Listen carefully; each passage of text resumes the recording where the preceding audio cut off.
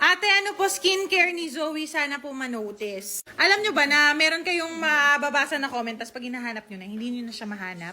Pero meron akong isang video, ang dami nagtatanong doon, bakit daw ang ganda ng kutis ni Zoe? Blooming daw recently. Kasi guys, mula na naging official na dalaga ni si Zoe, pinayagan ko na siyang beauty milk. Supposedly, ang papakita ko yung pink or yung strawberry, kaya lang wala kaming stock na naubos nila ni Kuya, kaya eto muna. Pero siguro mga 2 days, mabilis naman mag-deliver TikTok shop, 'di ba? Mga 2 days siguro nandito na yung strawberry namin. Pero as of now, ito muna ang papakita ko. So kapag nagme-merienda si Kuya at si Zoe, imbis na yung milk tea, yung dati nilang nakakasanayan na puro na lang sila bili ng milk tea na tig 150. Medyo nakatipid-tipid akes kasi ito na yung pinapainom ko sa kanila.